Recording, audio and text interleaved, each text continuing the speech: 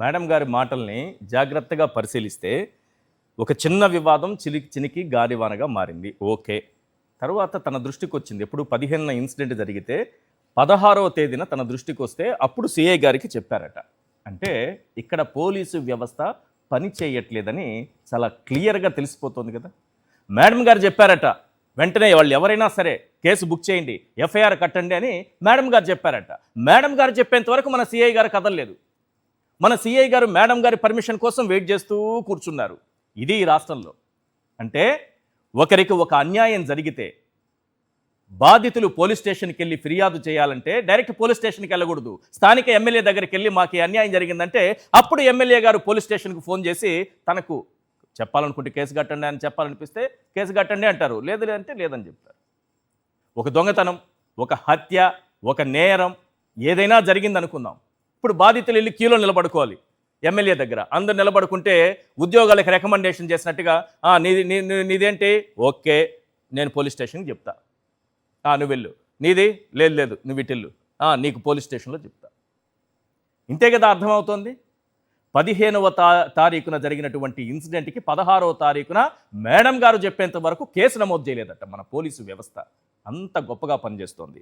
Yes, Rajani గారు advocate and analyst మనకు phone లైన్లో ఉన్నారు. రజనీ గారు. ఎస్ మేడం, ఈ రెండు అంశాలపైన మీరు రెస్పాండ్ అవ్వండి. ఒకటి, ఎమ్మెల్యే గారి బయట నేను ప్లే చేశాను. రెండోది మీ విషయంలో కూడా, అది కూడా నేను కాసేపట్లో ప్లే చేస్తాను.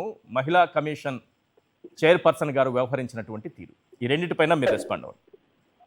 సార్, ఈ రోజు సమాజం తలదించుకునే విధంగా ఆంధ్ర రాష్ట్రం గురించి ఢిల్లీలో నేషనల్ హ్యూమన్ కమిషన్, మహిళా కమిషన్ చర్యలు తీసుకోమంటూ ఈ రోజు రాష్ట్ర మహిళా కమిషన్ బహుశా చెప్పి ఉంటారేమోనని నా భావన అండి.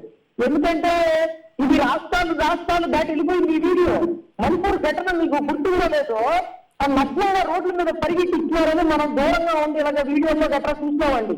కానీ ఈ సభ్య సమాజంలో గుంటూరు పరిసర ప్రాంతాల్లో ఈ రోజు ఏదైతే మహిళా కమిషన్ చైర్పర్సన్ గారు రాయపాటి తెలుగు గారు స్వగ్రామం ఇది గుంటూరు, రాయపాటి వాళ్ళు ఏదైతే తిరుగుతున్నది.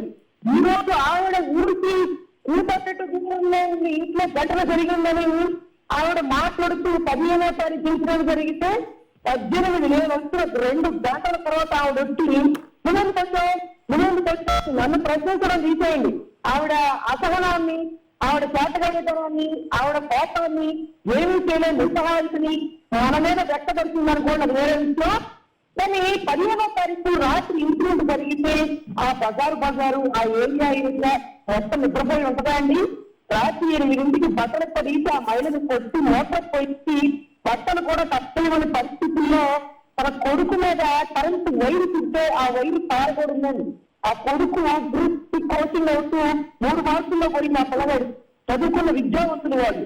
అటువంటిది ఇంటి ముందు సీసీ కెమెరా ఉండబట్ట ఎవరింటి తెచ్చుకొచ్చినాను బాబు, లేకపోతే మతిస్తుంటే ఆవిడే భర్త తీసుకుంది రెడ్డి గారు అని కేవలం దుకాణం బంద్ చేయగల సమర్థులు వీళ్ళు.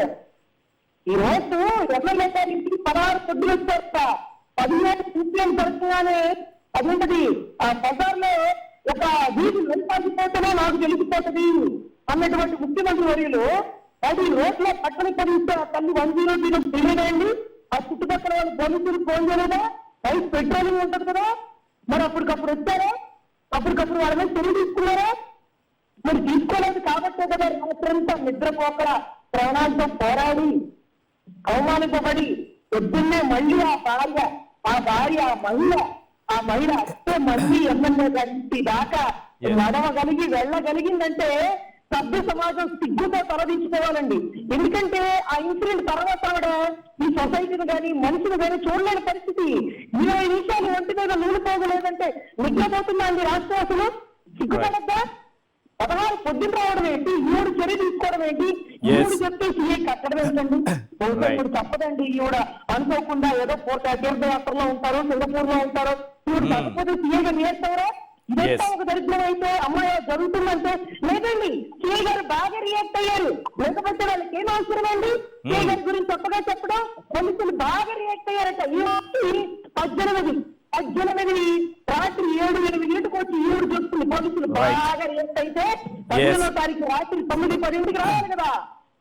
Right, madam. రాకుండా ప్రభుత్వం మొత్తం రియాక్ట్ అయ్యాక చంద్రబాబు గారు ఎమ్మెల్యే గారు డెసిషన్ తీసుకున్నాక ఈవిడ వచ్చి ఈయన పాచికలు వేస్తుంది అవి Yes. పాడట్ల. అందుకనే ఆ కోపం ఎవరో ఒకరి మీద చూపించాలి కదా, ఆ ల్యాండింగ్ నేను నిలబడి ఉంటాను సార్.